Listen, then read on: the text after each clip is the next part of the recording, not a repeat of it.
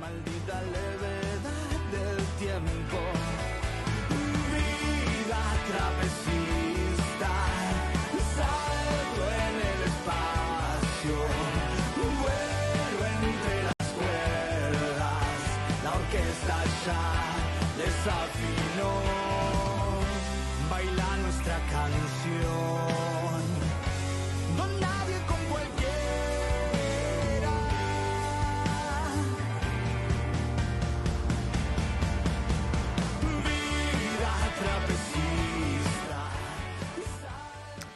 Mi nombre es Gerardo Muñoz, esto es Pequeños Elementos Temporados, todos los lunes de 19 a 20 horas.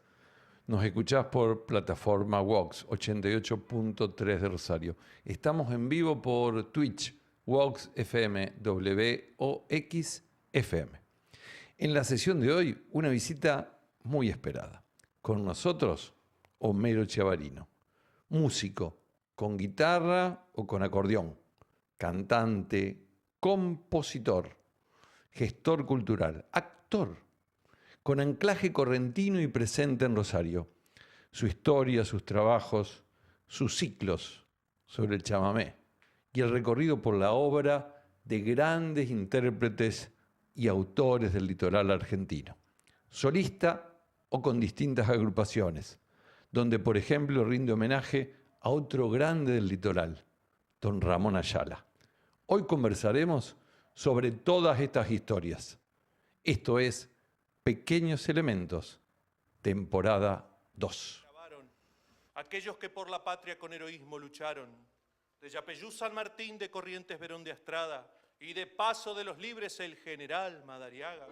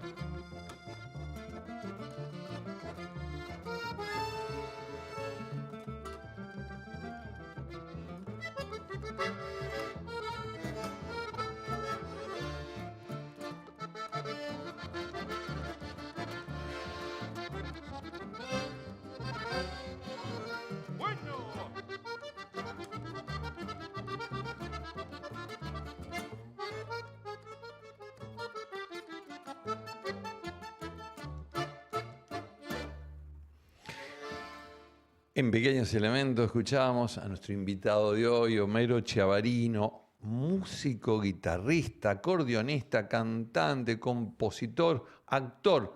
Algunos dicen de origen correntino. Le vamos a preguntar si es de origen correntino radicado en Santa Fe, si es santafesino con pasado correntino, presente rosarino, gestor cultural de muchas iniciativas pasadas y presentes, de todo eso, de su historia, de su música, del chamamé en Rosario. Vamos a hablar en este lunes de Pequeños Elementos. Hola Homero, ¿cómo estás? ¿Cómo estás? Muchas gracias por la invitación. No, gracias a vos por venir.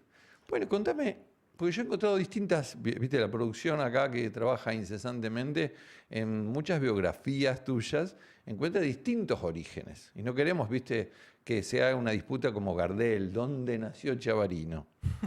¿Eh?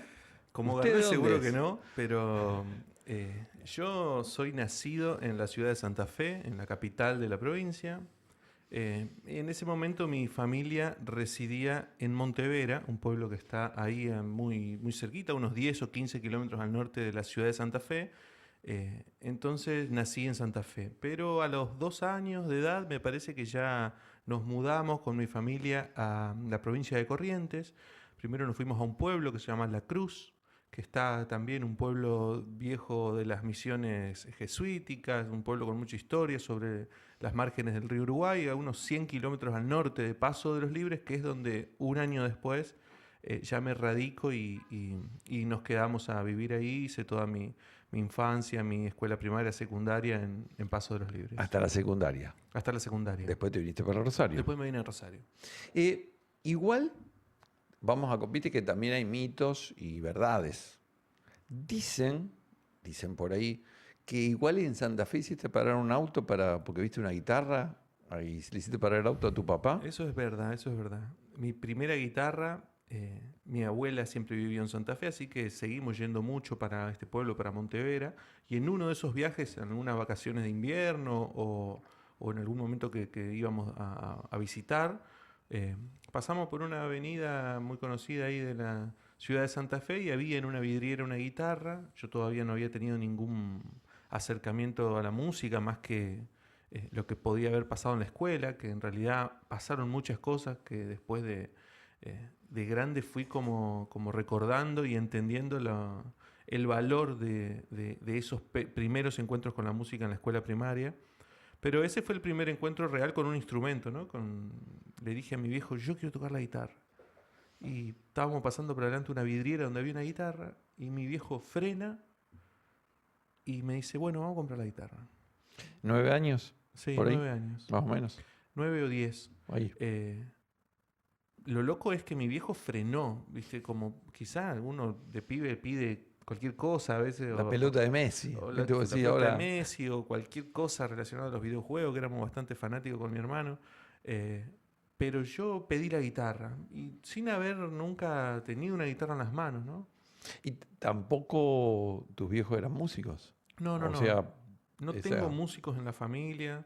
Una abuela, una tía abuela, pianista acá de Casilda. Era lo único que yo sabía, que en mi familia había un piano en la casa de esta tía abuela, pero no, en mi casa no. Mis viejos, se escuchaba música en mi casa, pero lo normal en una casa en la que no hay músicos, y también en una ciudad como Paso de los Libres, que no solo, qué sé yo, no había tanta música en mi casa y tampoco había tanta música afuera en términos de shows o de lugares para ir a ver música. Paso de los Libres es una ciudad bastante pequeña. Hoy debe tener unos 50.000 habitantes o 60.000 habitantes, no mucho más que eso. O sea que cuando yo era pibe era aún más pequeña. Entonces tampoco había muchas posibilidades de eso. Lo que sí había, como hay en un montón de pueblos y de ciudades del interior del país, es folclore, ¿no? El folclore vivo. Digo, quizá no hay escenarios, no hay tantos escenarios, porque sí, había cada tanto las fiestas del pueblo, la fiesta de la iglesia, lugares donde veíamos grupos en vivo, pero después la música estaba como flotando todo el tiempo en el aire, ¿no? Lo que pasa con el folclore en cualquier parte del país, digo, en Cuyo, en el noreste, en el noroeste, en el interior del país, en La Pampa, digo, el folclore está muy presente y muy vivo, porque siempre o hay un vecino que toca la guitarra y es folclorista, o hay otro vecino que toca el acordeón y hay una señora que canta y hay... entonces la música, más que desde un escenario, nos llegaba... La cotidianidad de la música, totalmente, ¿no? La cotidianidad de la música y de que en algún encuentro o en algún asado saquen los instrumentos y se pongan a tocar. Claro. Sí, como viste la reunión de amigos que después termina totalmente con la guitarreada. Pero sí esta diferencia de quizá de un pibe que se cría en una ciudad donde sí hay posibilidades de ver cosas. Digo, nosotros no teníamos cine, no teníamos lugares para ir a ver música. la diferencia principal creo que fue esa, ¿no? Que la música nos entró por otro lado, por una cosa mucho más del paisaje sonoro real del lugar, y no de esta cosa del artista, de la distancia del artista con el público, ¿no? No lo veíamos arriba del escenario alto, lo veíamos sentado al lado nuestro, compartiendo la música como parte del lenguaje o como parte de la comunicación cotidiana de un espacio donde el chamamé es tan importante y que la gente vive con ese pulso y que no es solamente una música, sino que el chamamé es como una forma de vida, ¿no? Entonces creo que eso algo hizo mella en mí, digo, en esta diferencia por ahí de entre el artista y el público, ¿viste? Una cosa mucho más en comunión, más amalgamada, ¿no? Sin tanta distancia. Ujú. O sea que podríamos decir, juntando lo que estabas contando, que Santa Fe figura en tu partida de nacimiento y en tu partida de origen musical por la adquisición de la guitarra, y después hay una gran influencia de tu residencia en Corrientes por lo que fuiste recibiendo de música local, donde ahí está la presencia chamamecera y folclórica, ¿no? Sí, sí, Paso de los Libres, que es la ciudad en la que me crié, una ciudad que así como, por un lado, no nos permitía muchas cosas que por ahí a los pibes de mi edad que vivían en una ciudad grande sí tenían la posibilidad, nos permitió otras, ¿no? Nos permitió habernos criado prácticamente en la calle. Tranquilamente en la calle. Viviendo como la vida cerca del río, siempre viví muy cerca del río. El Paso de los Libres está sobre las costas del río Uruguay y el río siempre estuvo cerca, de camino a la escuela, de vuelta a la escuela. Mucho contacto con la ciudad fronteriza, enfrente está el puente internacional y está la ciudad uruguayana, que es Brasil, que también forma parte de este paisaje sonoro porque es muy importante y muy fuerte la cultura que el Brasil ahí presente, ¿no? Y que impone sobre la nuestra en el buen sentido, digo, muy, muy potente.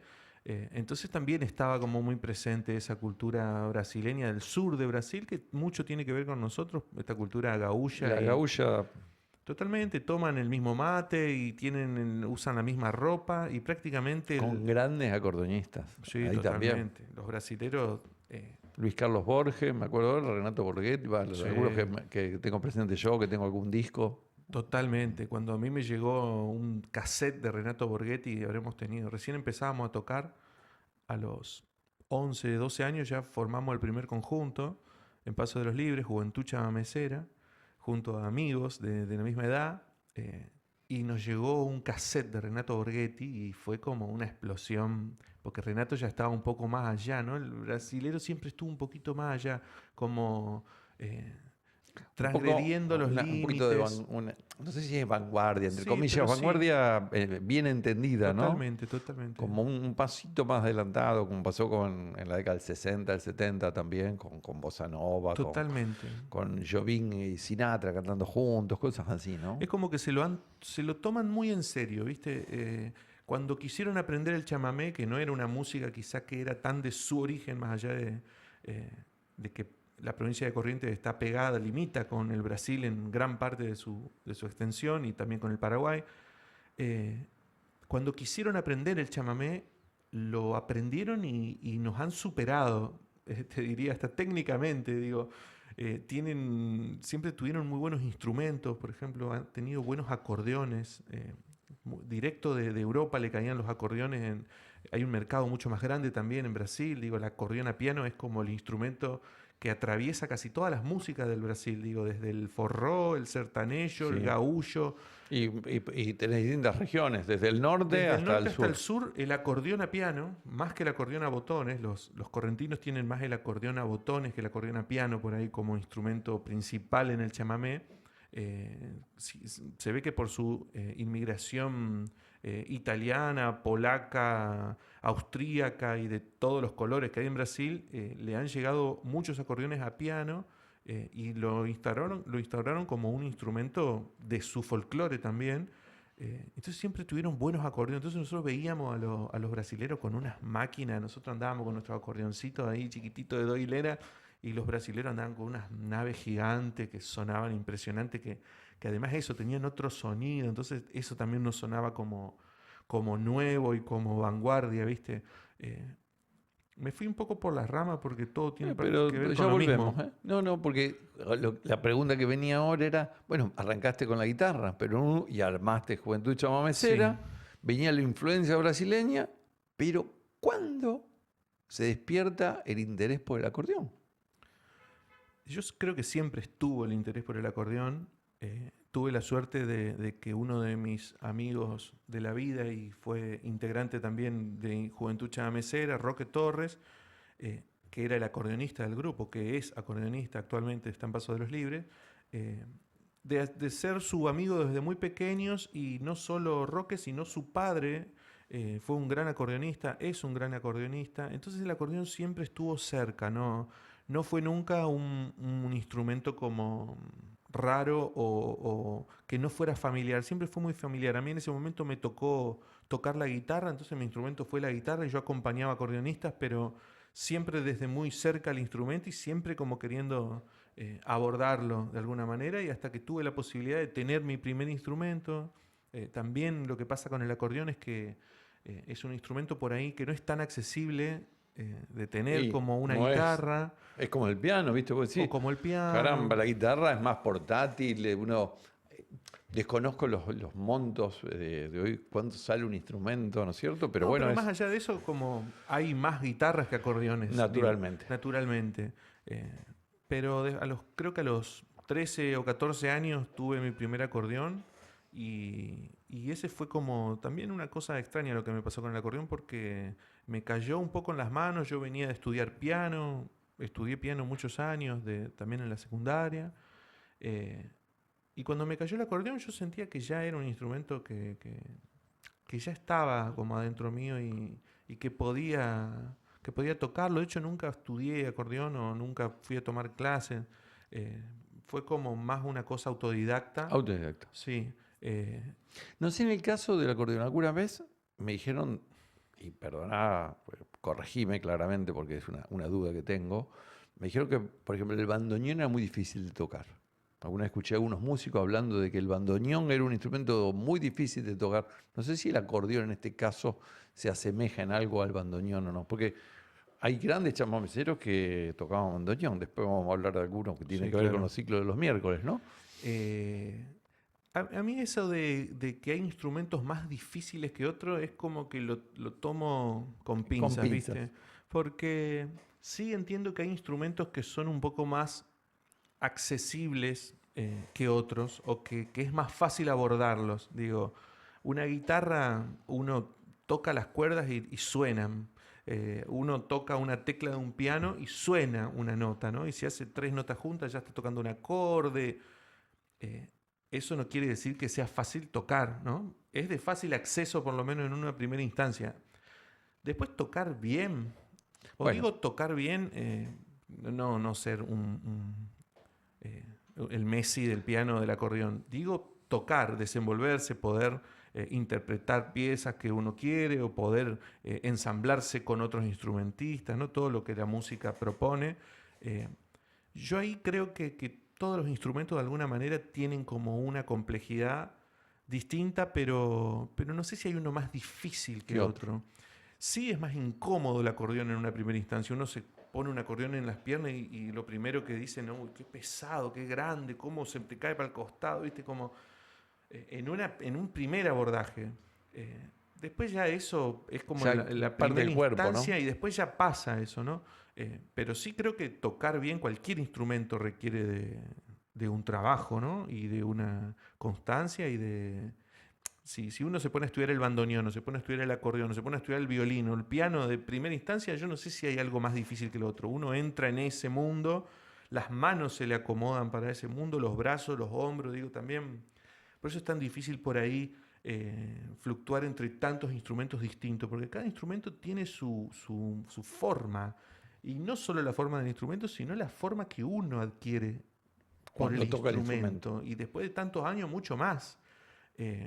Digo, yo difícilmente hoy me pueda poner a tocar el violín o a estudiar violín, porque ya creo que no me da la contextura física. Tengo ya la cosa como para el acordeón y la guitarra y gracias por eso, pero requiere de otra mano, de otra fuerza en los dedos, de otro hombro. Digo, cada instrumento tiene su secreto y su característica como para poder abordarlo, y me parece que una vez que uno entra hay que ir a fondo ahí, ¿no? Como para poder explayarse. Y ya que estamos hablando del acordeón, podemos hacer dos cosas al mismo tiempo. Yo te hago Sí. una pregunta y vos te calzás el acordeón y escuchamos un fragmento, algún temita que quieras hacer. Sí, ¿cómo no? Mientras vamos agarrando el instrumento, vamos preparándonos, porque la verdad que es una tentación tenerlo ahí y no escucharlo, ¿viste? ¿Y cómo fue venir a Rosario? No a Santa Fe. Decidiste venirte cuando terminaste la secundaria a estudiar a Rosario. Me vine a Rosario principalmente porque en Rosario tengo a mi tía Patricia Diver, Ah, es conocida. la hermana de mi vieja, que ya vivía acá hace algunos años, se vino también de Montevideo a estudiar y se quedó, entonces ya tenía como familia acá. Y también porque quería hacer una carrera o quería estudiar composición en la Facultad de Humanidades y Arte. Y la carrera de composición en Santa Fe en ese momento no había, era Rosario o Buenos Aires, o irme a Corrientes Capital al instituto a hacer el profesorado, y lo que más me cerraba en ese momento, y realmente creo que me llamaba fuertemente Rosario, una ciudad que siempre me gustó y que estando mi tía acá venía de vacaciones o a visitarla y a pasear un poco. No dudé y dije, no, yo me voy a Rosario, y creo que desde los 15 años, todavía en la secundaria, Ya lo tenía en mira. No, ya no solo en mira, sino que ya estaba totalmente convencido. Yo tenía que terminar esos años, me faltaba muy poquito para recibirme de profesor de teoría y solfeo en el conservatorio donde estudiaba en Paso de los Libres. Yo terminaba eso y me iba a Rosario, así que terminé la secundaria, me recibí. Y a los 18 años, con 17 años ya estaba viviendo acá en Rosario. Aterrizando, pero acá. todo despeinado, con una mano atrás y otra adelante. ¿Qué tenés ganas de algo de los miércoles? Después vamos a hablar de los miércoles que estamos presentando, que estás presentando distintas músicas y haciendo distintos homenajes aquí en el Aserradero, en calle Montevideo, antes de llegar a calle Paraguay. Montevideo 18... 15-18, Montevideo 15-18. 15-18, ahí está, entre Paraguay y Roca. Lo que estamos haciendo los miércoles es de alguna manera un repaso por distintas puntas de un mismo ovillo que es el chamamé. Son todos los miércoles de agosto los que estamos ahí. Empezamos el miércoles pasado, cuando hicimos, cada uno de los miércoles tiene como una temática o abordamos un repertorio en particular. El miércoles pasado hicimos Canción del Litoral. Vamos con el miércoles pasado y después seguimos abordando los otros. ¿Querés? Así, Bueno. así vamos hablando de cada uno de los que van. Y nos falta un poquito de la historia todavía, por eso. El miércoles pasado hiciste Canción del Litoral con invitados. Canción del Litoral con Julián Venegas y con Emiliano Zamora. Exactamente. Voy a aprovechar y hacer parte de lo que hicimos ese día en el Aserradero. Aprovechando, voy a hacer una canción que me pertenece, que está firmada como Canción del Litoral y se llama Cuarajú, ¿puede ser? Ah, perfecto. Que es de un trabajo solista tuyo. Así es. Exactamente.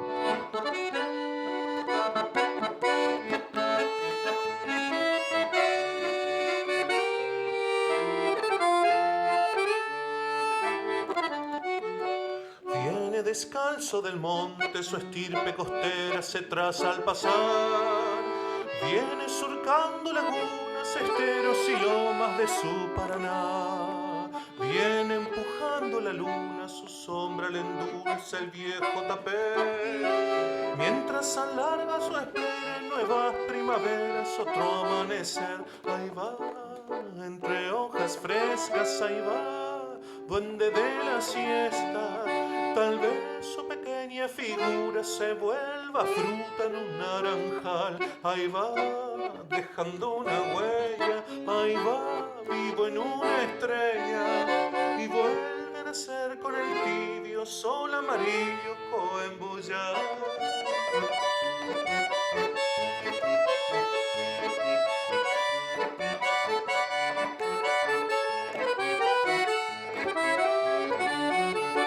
Lleva la magia en sus dedos y los canoeros lo suelen mirar, atrapando peces raros que devuelve al agua después de bailar. Lleva el misterio del monte, del árbol, del río, de la eternidad. Y por ser duende diablero también lleva el peso de su soledad. Ahí va, entre hojas frescas, ahí va, duende de la siesta. Tal vez su pequeña figura se vuelva fruta en un naranjal. Ahí va, dejando una huella, ahí va, vivo en una estrella.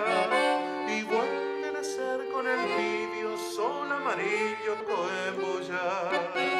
Y vuelve a nacer con el tibio sol amarillo coembullar.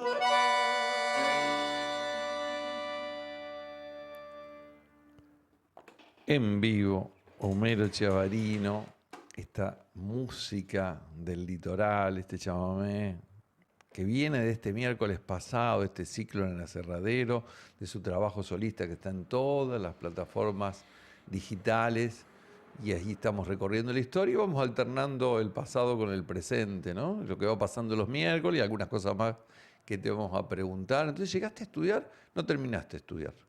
No terminé la Ahí, carrera. que no está mal tampoco, ¿eh? No, lo digo como un dato histórico. No, de hecho siempre estuve muy agradecido de la Universidad Nacional de Rosario y de la Escuela de Música porque fue un paso importante el que tuve por ahí. Estuve 4 años haciendo la carrera y adquirí un montón de herramientas que me han servido después para mi música y que creo que ese era como también el fin de pasar por esa institución, ¿no? No, cuando vi también para qué lado iba la carrera de composición, una música que por ahí no era la que yo estaba interesado en hacer, o que también, como lo mismo que pasa con los instrumentos, cuando uno se mete en eso hay que ir a fondo, ¿no? Y cuando vi que ya ese no era mi campo de juego, me abrí de la institución, no seguí haciendo la carrera, pero siempre muy agradecido porque aprendí muchísimo, me enseñó mucho de armonía principalmente, armonía y contrapunto, en audio perceptiva. Aprendí mucho, abrí las orejas muchísimo y adquirí recursos, que eso está bueno. Y Rosario, viste que es una ciudad con cierta complejidad, esto lo digo yo, con cierta complejidad musical, ¿no? Porque es como que tiene está en el sur de la bota, mira mucho hacia Buenos Aires, pero bueno, claro, la provincia de Santa Fe es mucho más grande y tiene todo un panorama. Tenemos todo el río Paraná que nos recorre toda la provincia, que viene de Corrientes, y tiene una larga historia que tiene que ver con el chamamé, de la década del 40, de la zona sur, de todos los que venían a trabajar en la zona de los frigoríficos. O sea que era una ciudad que tenía, vos te incorporabas a una ciudad donde por allá, por el año que viniste vos, 2003, 2004. 2003. Por ahí, ¿no es cierto? Siempre fue una ciudad que le dio mucha prevalencia a las letras, a esto que tiene que ver con la canción, con lo urbano, pero que además tenía, desde mucho tiempo atrás, una larga historia y muchos referentes que tienen que ver con el chamamé, ¿no es cierto? Sí, con respecto a eso que decís, yo empecé a sentir, y no hace muchos años atrás, pero esto de que de alguna manera Rosario se estaba perdiendo como gran parte de su identidad y de su música. Y una de las grandes razones es esto que vos decías, de mirar siempre hacia Buenos Aires, ¿no? O esa mirada hacia el sur, y entendiendo que encima estamos en la punta sur de la bota, y digo, mirá, si uno mirara para arriba, tiene mucha más... Hay mucha más extensión Hay muchísima más musical, extensión riqueza, cultural, etcétera. Sí, y que tiene que ver con nuestra propia identidad, ¿no? Yo me considero también un rosarino más, hace 20 años que vivo en esta ciudad, y un poco creo en eso de que uno es de donde está, digo, uno es la parte del paisaje en el que uno está. y en el que vive y en el que construye su familia, su entorno, sus amigos, su trabajo. Entonces me siento parte de Rosario y como rosarino también, me empezó a faltar eso, como decir, pero ¿qué pasa acá? ¿Por qué esto de mirar tanto hacia abajo y no mirar hacia arriba, siendo que mi provincia o la provincia de Santa Fe va para arriba, no va para abajo? Y que nos estamos perdiendo de una gran cultura de la que formamos parte también, y no digo que solo esa sea la cultura de Rosario. Por suerte Rosario es una ciudad súper cosmopolita que ha albergado todo tipo de expresiones culturales, de colores, de razas, de religiones, fue lo que hizo que Rosario sea lo que es. Eso lo agradezco un montón, lo agradecemos todos. Pero sí me parece que estamos en un gran momento de ponernos a mirar un poco más hacia arriba y a entender quiénes somos y de dónde venimos, ¿no? Porque también en estos momentos de gran incertidumbre cultural y ideológica, identitaria.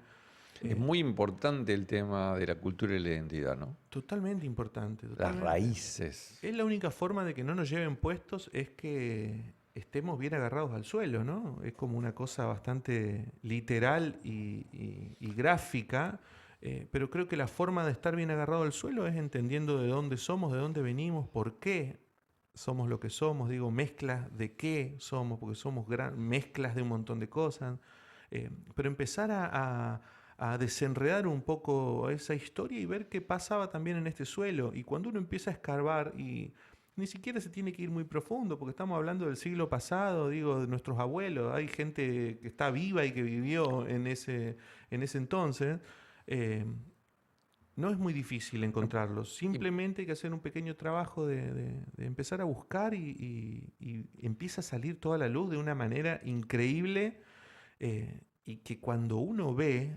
dice, mira, esto también soy yo, qué sé yo. Me pasa mucho con el chamamé. Gente que por ahí pensaba que el chamamé era una música que no le tocaba ni un pelo en términos históricos o identitarios, ¿no? Como decir, una música foránea. Y después de escucharlo o de estar en algún encuentro donde hay chamamé y donde alguien lo canta, lo dice, o suena un acordeón con una guitarra y te impacta y te pega en el pecho, ahí se empiezan a despertar un poco, ¿no? Y hay tantos temas, además, con los que uno se identifica, que ha escuchado, y cuando apenas los empieza a escuchar, dice, pero bueno, kilómetro 11 y tal, ¿viste? Y mucho de eso, esa era la música que escuchaba mi abuela, en la casa de mi abuela eso sonaba. Yo no quiero ser tu abuelito, pero como yo sí vengo de otro siglo, como que anda Alejandro del Prado. En mi adolescencia yo me acuerdo de ver aquí en Rosario a Tarragorros Padre, a Ramón Merlo, digamos. ¿Lo viste a Tarragó? Lo he visto en la televisión. Digamos, era normal ver programas folclóricos y de chamamé. Tarragó me sorprendí porque estuve buscando un poco y, claro, falleció muy joven, tiene 54, 55 años, en el 78, muy joven. Sí, muy joven. Todos los grandes muy y joven. Los pioneros del chamamé, que son de alguna manera Tarragó, Ernesto Montiel y Tránsito Cocomarola, los tres han muerto entre los 50 y los 55 años. Muy jóvenes. Me llamó la atención puntualmente porque estaba buscando un poco de la historia del chamamé en Rosario. Bueno, Ramón Merlo, que tenía el rancho ahí de Ramón Merlo, digamos, un bastión ahí en Rodríguez y Arijón. Bueno, Ramón Merlo además tenía el programa en la tele. Él tenía programa televisivo. Yo no llegué a verlo, pero también por su programa pasaban todos los músicos, y a Tarragó seguramente lo viste en el programa de Ramón. Sí. Por eso digo, eso pasó hace poco. Es muy loco cómo en tan poco tiempo también la cosa puede... cambian los colores de las paredes, de la fachada, y ya estoy en otro lugar, ¿viste? Acá no pasó nada. Por eso digo, está muy fresco, no hace falta escarbar tanto para volver a vivirlo. Y insisto con esto, que son palabras que le escuché una vez a Liliana Herrero, que decía, el folclore nos está esperando, ¿viste? Atahualpa nos está esperando. Y así lo podemos replicar a Ramón Ayala, nos está esperando, claro. Tarragó Ron nos está esperando, Cocomarola nos está esperando, Ramón Merlo nos está esperando. Hay que mandarse nomás. Yo, por ejemplo, tengo una voz que recientemente fue homenajeado aquí en Rosario, que no puedo no identificarla por sus orígenes y por su tono, que es la de Carlos Pino, por ejemplo. Una voz emblemática del folclore en general, aquí en Los Trovadores, en Melipal, en su carrera solista, en los trabajos que ha grabado, en Contralvido, que es uno de los trabajos últimos que tiene grabado, donde tiene chamamé, escritos por Hugo Diz, otros temas escritos con Rafael Yelpi, con Montaña de Árbol, Tejada Gómez. Armando Tejada Gómez, digamos, Carlos Pino, Nelly de Argentina Zenón, Monchito Merlo, los hijos de Monchito ahora que ya están tocando. Hace poquito hubo un documental sobre Monchito Merlo en La Comedia.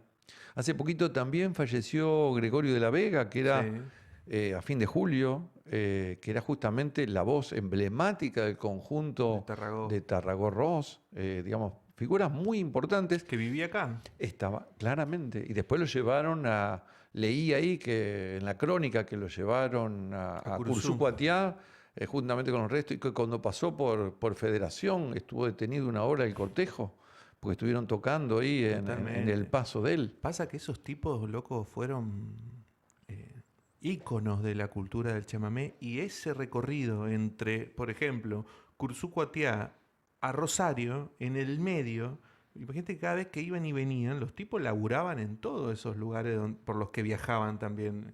Quizá no era venir de Curzú-Cuatiá a Rosario. En el medio, quizás era un mes llegar a Rosario, porque en el medio tenían que pasar por Los Conquistadores, por Federal, Rosario del Tala, y así la provincia de Entre Ríos también, una provincia ultra chamamecera y de mucha historia con el chamamé, y estos tipos son todos próceres ahí. Gregorio de la Vega lo quiere todo el mundo, a Tarragó lo quiere todo el mundo, a Monchito mismo, digo, que ya como una segunda generación de estos pioneros en el Festival de Federal, que es el festival más viejo que hay en el país de chamamé, el Festival Nacional de Chamamé más antiguo.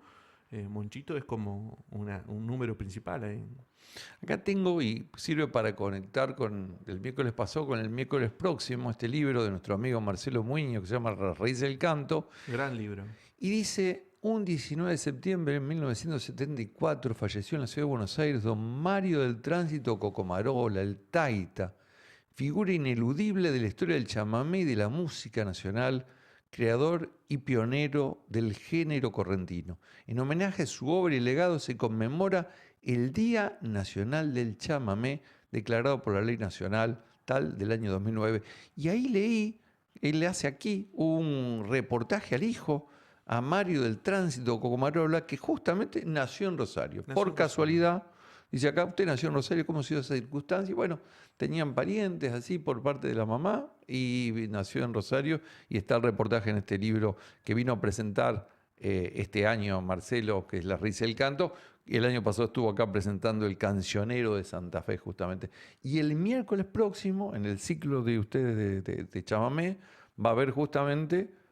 Vamos a hacer como una celebración a la obra de don Tránsito Cocomarola, como uno de los pioneros del chamamé y una figura como trascendental en el mundo del chamamé. Digo, Cocomarola fue uno de los primeros grandes compositores, que empezó tocando la verdulera y que enseguida se pasó al bandoneón. Era bandoneón, ahí leí que era bandoneonista. Totalmente, él fue el primer bandoneón chamamecero así importante, digamos. Ha habido muchos también, pero digo, lo de Cocomarola es incomparable en ese sentido. Y también por eso se lo nombra como el taita del chamamé, ¿no? El padre del chamamé, como aparte por la carrera que hizo el tipo. Otra cosa que a mí me parece muy valorable de las decisiones que uno toma también como trabajador de la cultura, como artista, y que tomó don Tránsito fue, a diferencia de los demás, él decidió proyectar su carrera desde la ciudad de Corrientes. Él estuvo en distintas partes, estuvo en Rosario, estuvo en Buenos Aires, pero después dijo, yo me voy a Corrientes. Yo sigo, pero desde la ciudad de Corrientes. En una época que no era tan fácil. No, totalmente. Hoy no es fácil tampoco no estar en Buenos Aires. Sin embargo, hoy la tecnología por ahí te permite una conectividad distinta que no era la que existía en los años 60, 70, claramente. Antes, estamos hablando de la década del 50. donde todo el mundo se iba a Buenos Aires a grabar. Él también lo hizo, ¿no? Pero muchos se quedaron. Ernesto Montiel se quedó a vivir en Buenos Aires, siempre estuvo ahí. Tarragorros se quedó en Rosario.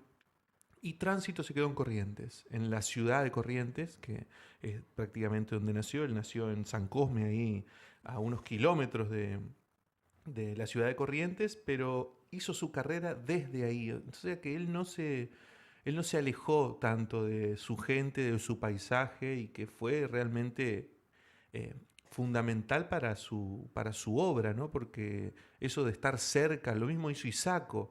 Isaco Abitbol anduvo siempre por todos lados, pero mucho tiempo y la mayoría de su tiempo estuvo por allá, en Alvear, en Corrientes, en Misiones, en Entre Ríos, ¿no? Como cerca de la cosa, no tan alejado. Y si uno escucha la obra de estos artistas, puede escuchar y ver también en la poética cómo le hablaban a las cosas desde mucho más cerca, no esta cosa de la nostalgia y de para Villanueva, como le cantaba Ernesto Montiel desde Buenos Aires: te envío mi humilde canto, tus calles añoro, yo sufro porque te quiero.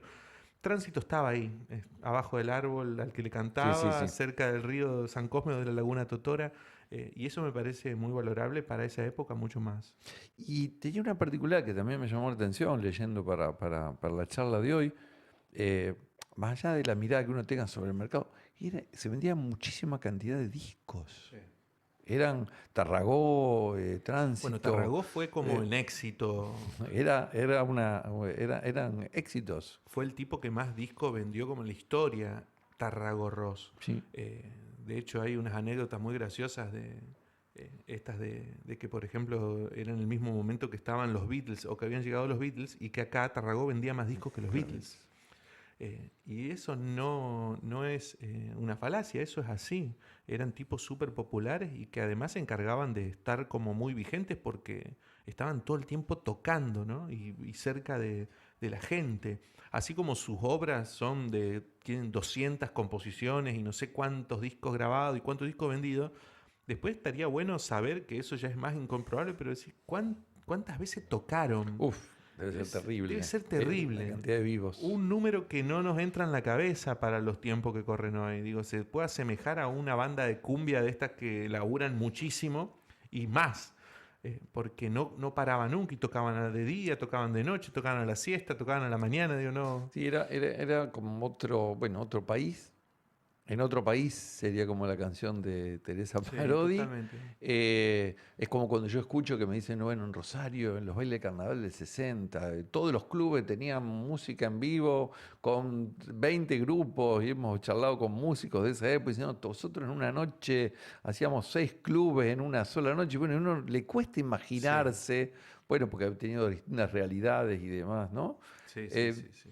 ¿A vos te parece que si tenés ganas de adelantar algo de Tránsito del miércoles que viene, de La Cerradero, un fragmentito así para que no? Porque nosotros, entre que yo soy charlatán y vos un poquito menos que yo, se nos va a ir la hora. Voy a hacer esta obra que es como la obra fundamental de Tránsito, que se grabó muchísimo y que puntualmente, bueno, puede ser Kilómetro 11 o puede ser Laguna Totora, que es como el primer tema también con el que se hizo famoso. Lo que usted quiera. A ver, podemos cerrar después con Kilómetro 11 un pedacito. Dale. Esto es Laguna Totora.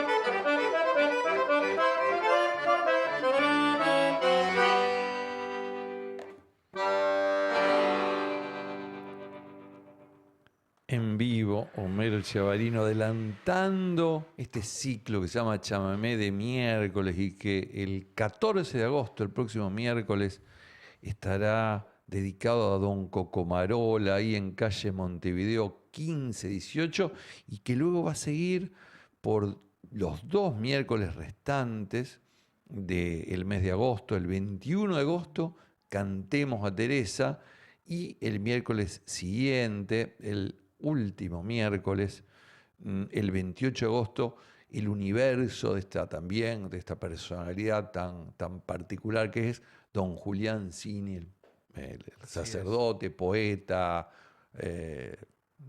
también dedicado a la música, que ha tenido muchos textos musicalizados por importantes conjuntos Sí, musicales. Julián Cini forma parte como de la raíz primera del chamamé, ¿no? Allá desde el primer conjunto que fue los de Imaguaré, donde de alguna manera integró Julián Cini como poeta, como escritor, y su carrera fue impresionante, así que vamos a dedicarle una noche especial a la obra de Julián Cini, en sus distintas voces, ¿no? Porque tanto con los de Imaguaré, Grupo Reencuentro, Mario Bofil, Neike Chamigo fue su último grupo, y tantos artistas que han cantado la obra de Julián, así que hay muchísimo material con eso. Y dentro de 2 miércoles, la obra también tan importante de Sí. Teresa Parodi. Y bueno, Teresa es como también, ¿no?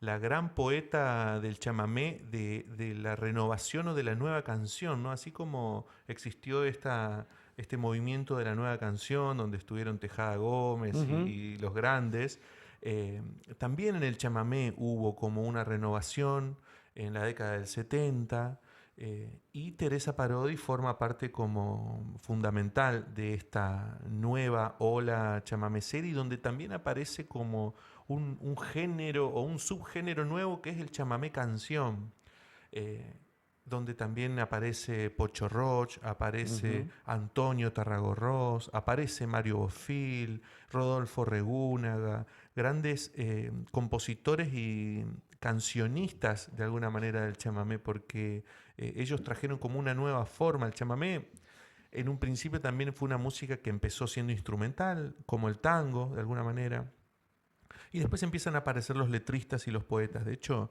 hay obras como Kilómetro 11, Que tuvieron letra después. mucho tiempo después tuvieron letra, y ya esta nueva ola de la nueva canción chamamecera, del chamamé canción, ya eran canciones donde la letra de alguna manera era lo principal, o desde una cosa que se quería decir, después aparecía la música, a diferencia de lo que venía pasando antes.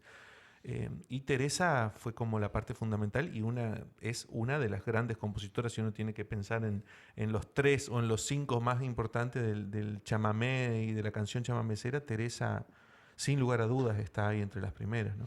Pues es que estaba pensando que se nos iba la hora y que nosotros deberíamos hacer como el ciclo de los miércoles, varios lunes, para poder abarcar de todos los artistas que hemos mencionado. Bueno, no nos alcance una hora para cada uno, para dar una semblanza de cada uno de ellos.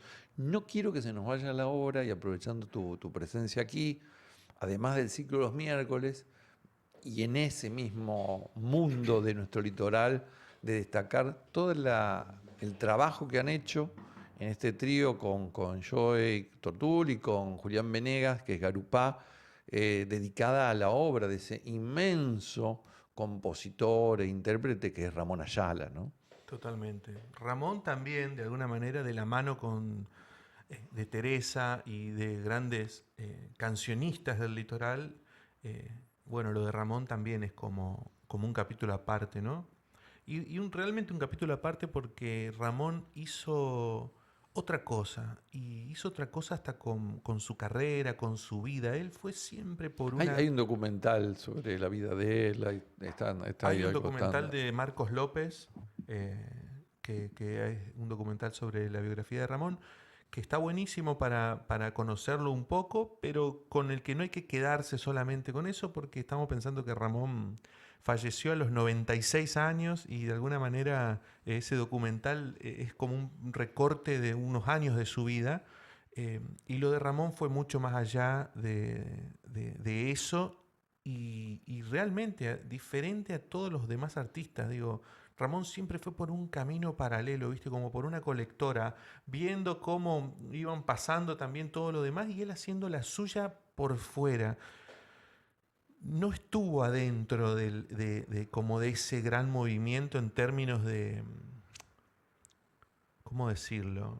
Lo que hoy sería como el mainstream Sí. de lo que fue en ese momento del folclore. Él no estaba ahí en esa crema, ¿no?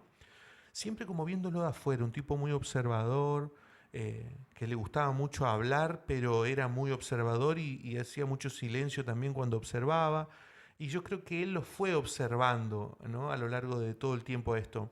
También pensando en Ramón como la punta de lanza de una cultura de la música del litoral y del Paraguay, que en su momento, realmente como punta de lanza, porque Ramón fue uno de los primeros músicos que llega a Buenos Aires trayendo la música del Paraguay en ese momento, que era la música del litoral, o lo que después fue la música del litoral. En ese momento era música paraguaya, era como que el folclore del nordeste era de los paraguayos. No así el del noroeste, que sí había como... Sí, era nacional. Eran nacionales, pero la música del noreste eran paraguayos. ¿Viste? Aunque no fueran paraguayos, era la música del Paraguay. Porque los paraguayos tenían una fuerte impronta con su cultura y con su identidad y realmente llegaba hasta Buenos Aires esa ola y de alguna manera empujó a todo el litoral para abajo, ¿no? Ujú. Esta fuerza del Paraguay. Y Ramón venía con esa espada del Paraguay y con esa fuerza y con esa potencia por su triple nacionalidad, si se quiere, porque Ramón es de un lugar donde está muy cerca de la triple frontera y él es argentino, paraguayo y brasileño casi de la misma forma.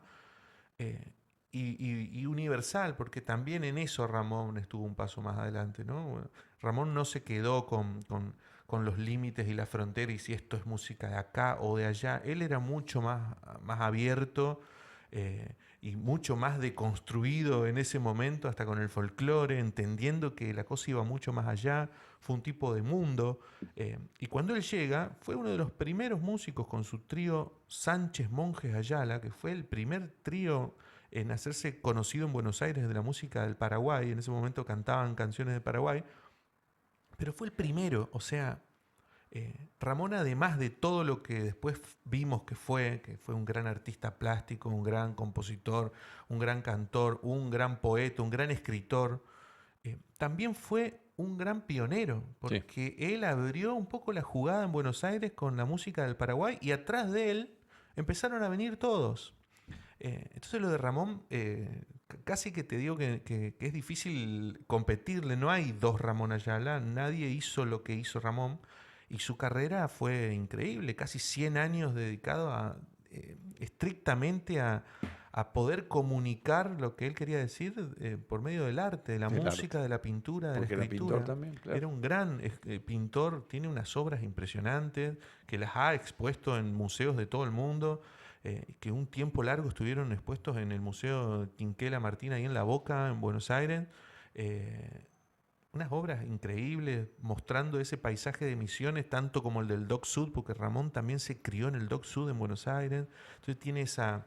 él cuenta que viajaba mucho de pequeño entre Misiones y Buenos Aires, estaban todo el tiempo moviéndose. Entonces ya de chiquito él conocía todo ese corredor entre el norte de nuestro país hasta el centro-sur de nuestro país, lo conocía de memoria de tanto moverse, y que tampoco se quedó con eso. También Ramón pudo irse un poco más allá, estuvo de viaje por el mundo, recorrió África, recorrió Asia, embebiéndose un poco de todas las culturas del mundo, y eso después él lo podía decir y lo podía transmitir en su poesía, en su música, en su guitarra. Entonces lo de Ramón en realidad es como... Sí, es un universo. Es un universo Ramón Ayala realmente, con sus códigos, con su lenguaje, con su idioma, con su forma de transmitirlo, porque también él tenía una forma muy particular de transmitirlo. Tenía ese poder que tienen los oradores, o que puede tener un padre Ignacio, o que puede tener un tipo que reúna... multitudes. Y que pueda bajar un mensaje, una palabra, y Ramón tenía ese poder. Así que lo que nosotros hacemos es un humilde homenaje de alguna manera con Joel y con Julián de la obra de Ramón, que es vastísima, que recién grabamos un disco con 14 canciones, pero que ahora se viene el segundo con más obra de Ramón. En la tercera temporada de Pequeños Elementos estás comprometido para venir a hablar del universo Ramón Ayala, porque la hora se nos ha consumido. O sea, qué rápido que se fue. Rapidísimo, me quedé con ganas de escuchar más canciones. Recordamos, los miércoles de chamamé durante todo este mes de agosto. Sigan a Homero Chavarino en sus redes sociales porque es un gestor cultural permanente de actividades. Los lunes hay peña lunera en el Aserradero, todos los lunes. Estamos en el Aserradero con entrada libre y gratuita, así que la peña de los lunes es simplemente acercarse al Aserradero y compartir un rato ahí. Los miércoles seguimos con los miércoles de chamamé, todos los miércoles de agosto, y seguramente lo estiremos un poquito en septiembre, pero ahora tenemos estas 4 fechitas de agosto. Las entradas son súper populares, salen 3.000 pesos, entonces no hay como muchas excusas para no querer acercarse a compartir un poco de la música de este litoral y de otros litorales, por supuesto. Voy a pedirte algo que nunca pido. Nos vamos a ir despidiendo. ¿Querés poner una musiquita de fondo mientras nos despedimos? O sea, tocas ahí en vivo y yo hago la despedida. Gracias por estar, gracias por habernos acompañado. Yo quería escuchar el acordeón. Hacía mucho que lo queríamos invitar a Homero Chavarino. Fue una gran hora la que pasamos hoy. Hoy el tiempo se pasó volando. Mi nombre es Gerardo Muñoz. Gracias, Homero, por haber estado acá. Esto fue Pequeños Elementos, temporados. Chau, nos vemos el lunes próximo.